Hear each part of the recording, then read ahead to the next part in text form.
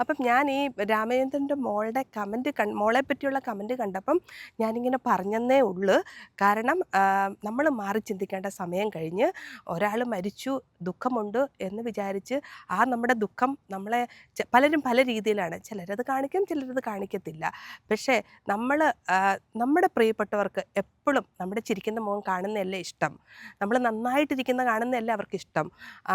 അതല്ലേ നമ്മൾക്കും ഇഷ്ടം, അവർക്കും ഇഷ്ടം.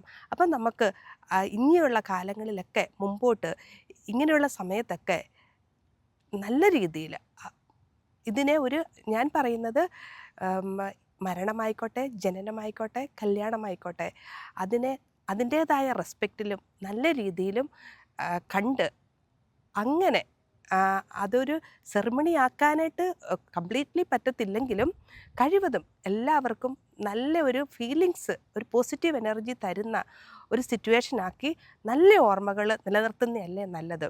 ഇത് ഞാൻ എൻ്റെ അഭിപ്രായം നിങ്ങളോട് പറഞ്ഞതാണ്. ഇത് നിങ്ങൾക്കിതിൽ അങ്ങനെയല്ല എന്നുണ്ടെങ്കിൽ പറയാം.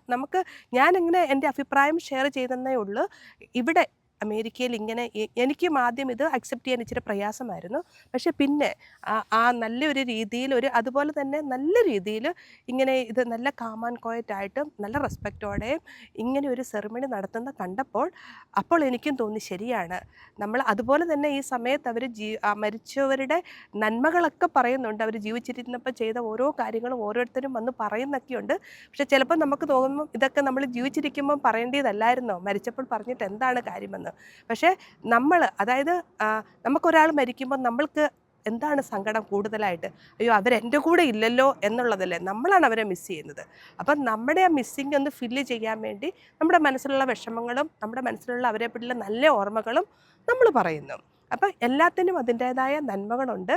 അപ്പം നിങ്ങൾക്ക് ഈ വീഡിയോ പ്രയോജനകരമായെന്ന് വിചാരിക്കുന്നു. നിങ്ങളുടെ അഭിപ്രായം കമൻറ്റിൽ പറയുക. Thank you for watching.